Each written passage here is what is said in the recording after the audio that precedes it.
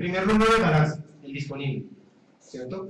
Tributariamente, antes de la reforma tributaria, ya existía una restricción que se traía para el 2018, para el 2019, en el que determinado monto de pagos realizados en efectivo iban a empezar a limitarse en su deducción a partir del año grabable 2019, ¿cierto? En especial, si yo pagaba más del 60% de mis deducciones en efectivo, a partir de ese 61% no me lo iban a aceptar como deducible, ¿cierto? Lo mismo, incentivando la bancarización de la economía. Por un lado está esto que incentiva la bancarización y por el otro lado los IMF que la desincentiva, ¿no? Entonces el estatuto tributario es un mundo de contradicciones, ¿cierto? Lo que hace la reforma tributaria es, oiga, el tema estaba planteado para el 2019, vamos a anticiparlo un año, ¿cierto? Y todas las limitaciones a pagos en efectivo van a empezar a aplicarse desde el 2018. Entonces, mucho cuidado. Por ejemplo, nosotros tenemos clientes del sector de juegos de suerte y azar, casinos, en los que básicamente todo lo que entregan como premios son sus costos. Y muchos de los premios lo entregan en efectivo. ¿Cierto? Las maquinitas botan en efectivo todos. Entonces, este tema es muy delicado, aunque hay un régimen especial para los juegos de suerte y azar. Es un tema que no se ha cuantificado al interior de las compañías. Empresas del sector de hidrocarburos en las que tienen que ir y gastarse la chalupa, el burro, llegar hasta allá. Todas las personas se les paga en efectivo y son pagos considerables si uno los ve en el rubro anual. Entonces, a partir de entonces se anticipó esa restricción para a partir del 2018 empezar a regir ese umbral de pagos en efectivo que te van a aceptar como deducible. Sigamos.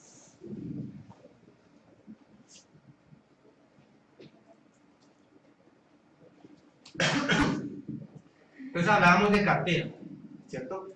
Entonces, respecto de la cartera, les decía que lo que hizo la reforma tributaria fue homogeneizar el lenguaje del artículo 145, quitando la palabra provisión para incluir la palabra deterioro, ¿cierto? Metiéndonos en un problema muy grande.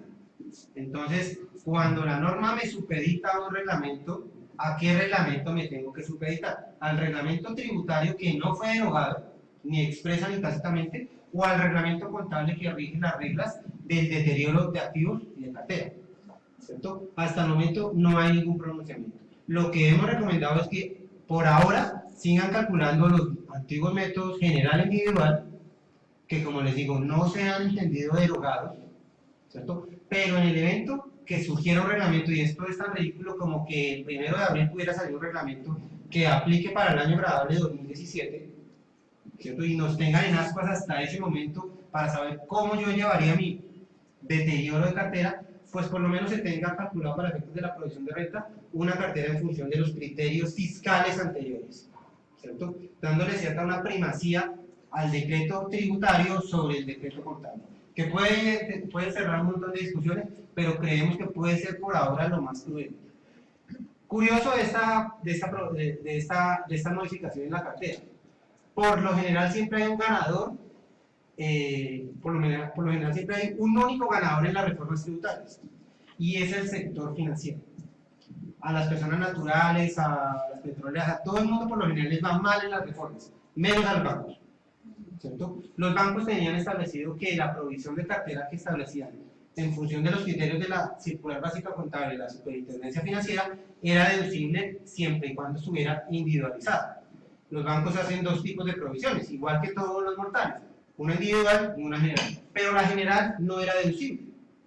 Modificaron la norma y quitaron una palabra y automáticamente los bancos pasaron a tener deducible tanto la provisión general como la provisión individual. Bueno, los bancos y los vigilados por Superfinanciera, no solo los bancos. ¿Vale? Y hablábamos de acciones. Entonces, el cambio en materia de acciones lo hablábamos cuando tocábamos el tema de las combinaciones de negocios. Básicamente lo que subordina es al tratamiento de los estados financieros separados como un espejo que se tendrá que llevar a la declaración de renta. Es decir, se eliminan todos los ajustes y ya, excepto el de valor razonable, y todo lo que se pague en la compraventa o en la adquisición de una acción va a ser mayor valor de la acción a partir del 2017, ¿cierto?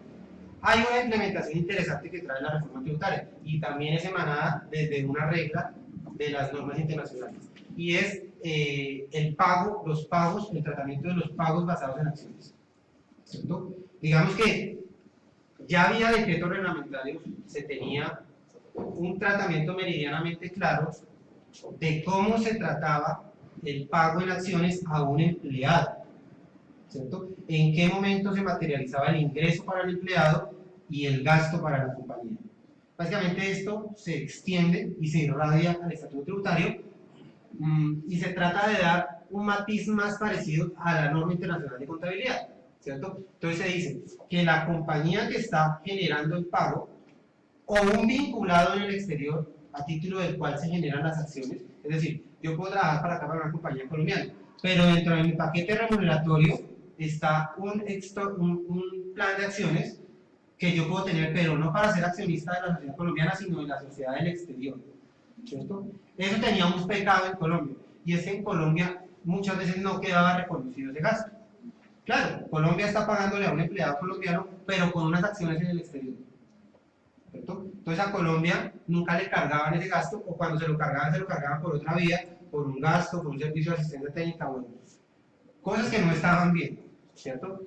Con esta norma, lo que se pretende es que quede reconocido la deducción en Colombia, como más o menos pretende la norma internacional de contabilidad, que dice que donde trabaja el empleado tiene que estar reconocido el gasto por la remuneración de acciones. Sí, de acuerdo. Sí. Listo. Y entonces establece en qué momento vamos a gravar al trabajador por haber recibido las acciones y en qué momento la compañía puede tomar como deducible el gasto. Nótese cómo en función del criterio que maneja una persona natural como una compañía, esos dos momentos van a distar. El trabajador va a recibir el ingreso en la medida que ejecute o la opción de las acciones o que reciba en libro las acciones, que no necesariamente es el mismo momento en que la compañía va a quedar causadas o va a quedar causado el gasto, el cual se tiene que reconocer progresivamente en el tiempo, ¿cierto? Entonces ahí va a haber una asimetría entre la persona natural y la sociedad. Crítica a esto, pues esta norma, contablemente, no trata solo los pagos basados en acciones hacia los empleados, también hacia terceros, independientes, inversionistas, que no quedaron enmarcados en ese artículo nuevo del Estatuto Tributario. Entonces trataron de adoptar lo mejor de la norma aplicado a empleados, pero no homologaron o no armonizaron el tratamiento de los pagos basados en acciones para terceros diferentes empleados. ¿Vale? ¿Qué más respecto a acciones? En la venta de acciones, ¿cierto? O normalmente, tradicionalmente, el Estatuto Tributario señalaba en la venta de cualquier tipo de acciones un precio de referencia a efectos tributarios, un precio de venta de referencia a efectos tributarios, ¿cierto? Y ustedes recuerdan el artículo 90 que señalaba que el valor de la venta de las cosas no podía diferir en un 25% de su costo comercial, de su valor comercial, ¿cierto? Eso permanece. Solo que cuando estoy vendiendo acciones, el Estatuto Tributario estableció una presunción de hecho, y es que el valor de la venta de esas acciones no puede ser inferior al 115% de su valor intrínseco, es decir, 115% de su valor en libros. Es una presunción de hecho, no de derecho, lo que traduce que admite prueba en contrario, ¿cierto? O sea, la DIAN puede llegar a decir, ¿ustedes a cuánto vendieron esa acción? A tanto. ¿Y cuánto es el 115 de su intrínseco? Tanto.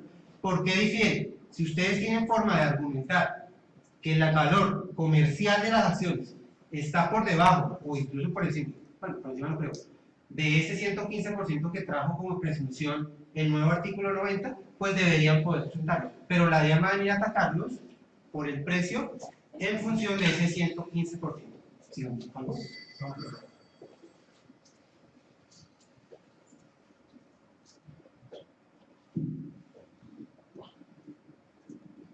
Contratos de colaboración empresarial. En el Estatuto Tributario, el artículo 18, me señalaba cuál era el tratamiento de los contratos de colaboración empresarial y entre ellos me señalaba los consorcios, las uniones temporales, allí cabían los contratos de operación petrolera ¿cierto? Y básicamente lo que me decía es que al no ser contribuyentes del impuesto sobre la renta, ni un consorcio, ni una unión temporal, ni un contrato de operación, pues los que respondían por el impuesto deberían ser los consorciados o los unidos temporalmente, ¿cierto? Es decir, estos contratos son eso, son un contrato, no son una nueva persona jurídica. Hay una ficción en IVA y en retención en la fuente, y es que la DIAN les da NIT, les asigna NIT, pero para efectos de eso, de cumplir con la obligación recaudatoria de retener y de recaudar el IVA.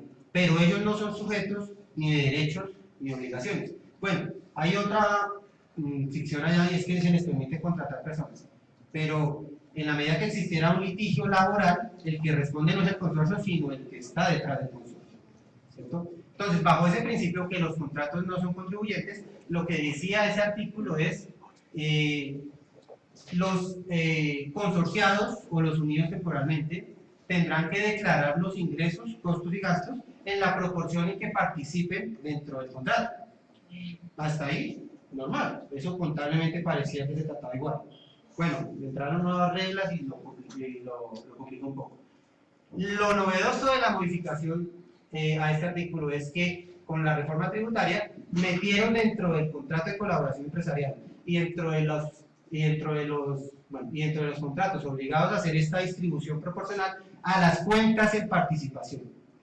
Las cuentas en participación tradicionalmente tenían un tratamiento diferente, y es que en virtud de que se trata de un socio gestor y un partícipe oculto o un socio oculto, el que se reputaba el dueño del negocio siempre era el gestor, y el gestor llevaba todos los ingresos, todos los costos, todos los gastos, y al final, cuando liquidaba el contrato, le daba una utilidad al partícipe oculto, ¿cierto? Es decir, había un movimiento en el gestor, pero una línea en el partícipe oculto, ¿cierto? Ese gasto se reputaba también como deducible para efectos de la declaración de renta del gestor. ¿Qué hace esta norma? Es decir, rompa ese esquema. Ya nada de gestor, de se reputa, de lleve toda la contabilidad y reparta una utilidad, sino métalo en el mismo cuento de la distribución proporcional, ¿cierto? Ahí es como una operación como una operación conjunta, claro. Ahí está, sí. Entonces, ¿qué va a ocurrir? Que acá empezaron a reñir no solo las reglas contables y tributarias, sino mercantiles y comerciales. El tratamiento, esto del socio gestor, del partícipe oculto, de repútese dueño de la operación y reparta una utilidad final, eso no está en otro lado, sino en el Código de Comercio, ¿cierto? Y el Código de Comercio se supone que era el que se subordinaba a la contabilidad. La contabilidad es un parámetro del Código de Comercio, es un requisito de los comerciantes. ¿Qué pasa? Que llegan las normas internacionales de contabilidad y dicen, no, el Código de Comercio ya no me interesa para nada. Yo voy a reconocer esto haciendo un test de control, y probablemente esto va a ser una operación conjunta y se tiene que reconocer cada partícipe en proporción a su participación, ingresos, costos, gastos, activos, pasivos, ¿cierto? Es decir, aquí empiezan a rayar las normas del Código de Comercio con las NIF, que nadie ha podido zanjar esa discusión. Entonces quedó derogado expresamente el Código de Comercio. En el Código de Comercio sigue estando el tratamiento, el del socio gestor. Bueno, resulta que este artículo lo que hizo fue subordinarse un poco al tratamiento de la contabilidad, ¿cierto? Y ya en los contratos de cuentas en participación, los cuales son la problemática, cada uno de los socios, sin importar que sea gestor o que sea oculto, tendrá que reconocer activos, pasivos, ingresos, costos y gastos. Eso nunca se va a reconocer. Adicionalmente, la norma dice que nuestros amigos los revisores tienen que emitir una certificación de que eso se reconoció así. Entonces viene un cambio de 180 grados del tratamiento de un tipo de contrato por demás atípico, que no estaba dentro de las normas contables establecidas. Recuerden que lo que se llevaba eran unas cuentas de orden donde se controlaba eso, donde el socio gestor controlaba la parte del socio oculto, pero ahora ni cuentas de orden así. No, una empresa que tuviera cuentas en participación, contratos en cuentas de participación, después de analizarlo, se concluía usualmente que era una operación conjunta con control conjunto. Pero cuando se dice que es operación conjunta es lo que dice Daniel, que no es un ente, una persona jurídica separada de los participantes, no lleva contabilidad, entonces los participantes proporcionalmente tenían que abrir. Usualmente lo que se hace es agarrar el balance de prueba y pasarle un cortador así, y mitad y mitad, más o menos, ¿sí? O por la participación, porque a veces la participación era 70-30, 60-40.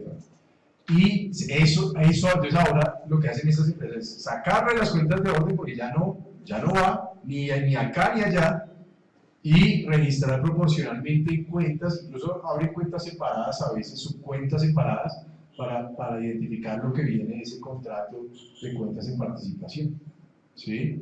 Y lo tienen abierto rubro a rubro, desde el efectivo hasta los costos y gastos, ¿sí?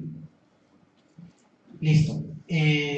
Bueno, hay que decir que sobre todo las cuentas de participación se prestaban para demasiada planeación creativa tributaria. Y el ejemplo claro era, yo compañía me asociaba en un contrato de cuentas de participación con otro tercero para ocupar el espacio, un espacio de un local, y repartirnos las utilidades de ese local, ¿cierto?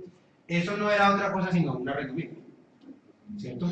Lo que pasa es que como el contrato de colaboración se predica un contrato entre las partes como una sociedad, lo que reparte era utilidad y la utilidad no está grabada con IVA. Entonces todo el mundo creaba contratos de cuentas de participación para su amigo. Lo que dice la reforma es, bueno, va a seguir permitiendo los contratos de cuentas en participación, me le van a dar un tratamiento más transparente, lo que quiere la ley es ver línea a línea que hay. Recuerden que antes había una línea que le reportaban al partícipe oculto, ahora lo que quiere ver es desagregar esa línea. Eso es loable porque muchas veces en esa línea se iba un GMF, se iba una sanción y estaba ya como utilidad, pero si uno desglosaba esa línea, habían partidas que, vistas independientemente, no serían fiscalmente aceptadas o no serían deducibles. Eso es loable. Pero adicional a eso incluyó una cláusula en la que dijo, si el contrato de colaboración tiene rendimientos garantizados para alguno de los partícipes, yo tributariamente voy a entender que ahí no hay ningún contrato de colaboración, sino ahí lo que hay es una prestación de servicio.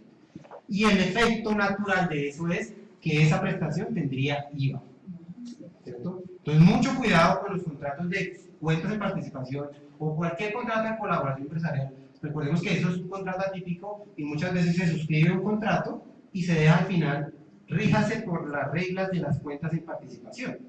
Entonces, todo ese tipo de contratos, hay que verificar el tipo de rendimientos que está rentándole a los partícipes y validar si en efecto pudiera haber un rendimiento garantizado. Si lo hubiera, ahí ya entramos en problemas de IVA. Ahí lo que la DIAN va a venir a pedir es el IVA de esas utilidades. Usualmente, el ejemplo que ponía Daniel eran contratos de cuentas en participación que en esencia son arrendamientos, ¿no? Porque decían, no juntamos los dos, usted pone el inmueble, yo pongo la operación y con base en la operación yo le pago mensualmente un valor. Eso es un arrendamiento, ¿sí? Pero está camuflado en un contrato de cuentas de participación. Bajo NIF eso quedó como un arrendamiento. Se analizó el contrato y se dijo, esto es en esencia un arrendamiento, esa plata que usted le paga al oculto, llévela como un gasto de arrendamiento, ¿sí? Porque usualmente en esos pactos de esos contratos de cuentas en participación con inmuebles y no sé qué se dice, y mensualmente repartimos la utilidad del negocio, pero si está por debajo de tal valor, yo le pago 10 millones. Es decir, ya para el otro hay rendimientos garantizados, ¿sí? Porque el tipo, a pesar de que el negocio sea una pérdida, le van a pagar sus 10 millones mensuales, mínimo. Y por eso sí, que no es un arrendamiento. Entonces, acá seguramente se entendería como un servicio ahí, no sé. Y causaría IVA. Y causaría IVA. ¿Está bien? Y entonces ese contrato contablemente quedó como un arrendamiento. Fiscalmente es un contrato de colaboración, no sé cómo se presentaría ese contrato. Seguramente como un contrato de colaboración proporcional, no sé qué. ¿Sí? Entonces ya el mismo contrato tiene un tratamiento contable y fiscal distinto. Y eso hay que traerle a evaluarlo porque las diferencias pueden ser importantes. ¿Sí? Claro, si ustedes ven, si fueron juiciosos hicieron el test, si ese contrato les dio que para mí era un arrendamiento, pues contablemente van a tener un gasto por arrendamiento. Tributariamente van a tener que desglosar los ingresos, los activos, pasivos, ingresos, costos y gastos. Ahí ya detona una diferencia gigantesca. Y adicionalmente, si incluía un rendimiento garantizado, tributariamente se tendrá que generar de la parte que está percibiendo el ingreso, el IVA, con la consideración o el agravante que a partir del 2017, el no cobrar el IVA, da cárcel. ¿Cierto? Recordemos que la normita, esa normita, eso fue algo bien chistoso, les cuento. La normita decía, eso es código civil, decía, oiga, si usted es agente de retención y retiene, pero no le paga esa plata a la DIAN, usted está reteniendo plata que no es suya. Usted simplemente es un vehículo de recaudo. Usted se puede ir a la cárcel porque eso es un peculado, usted está apropiándose plata de la DIAN, plata de todos nosotros.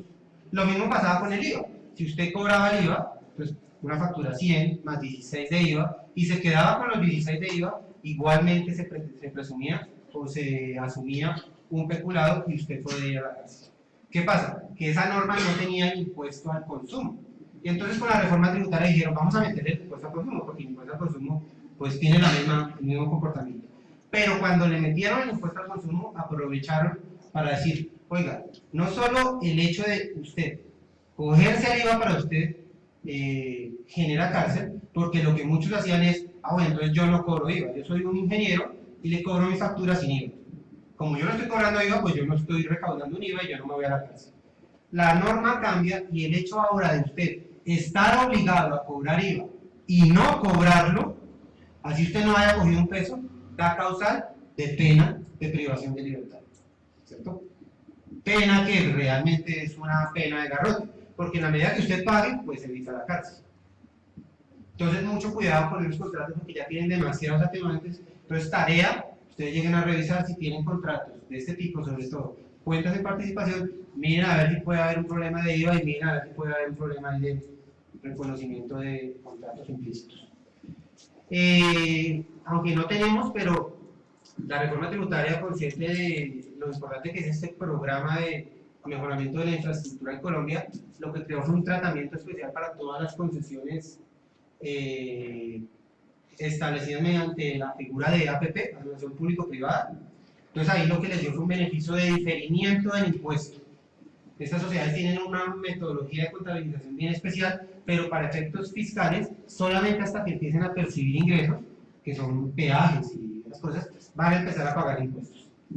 ¿Cierto? Contratos de construcción.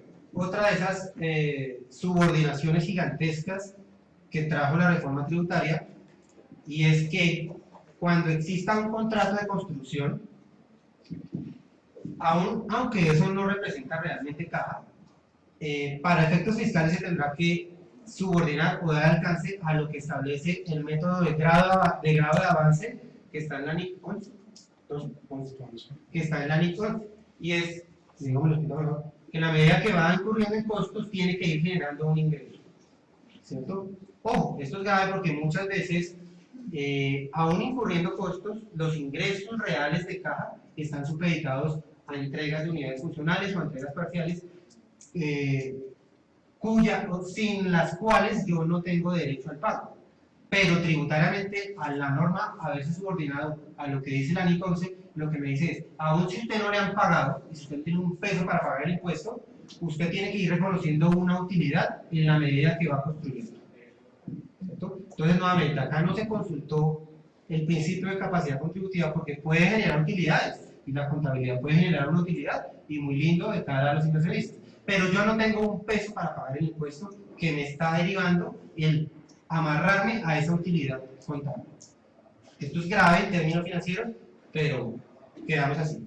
Lo único que hizo la norma es presumir que si yo lo que estoy haciendo es construyéndole algo a otra persona, no voy a entender un contrato de construcción, sino me iré por las reglas generales.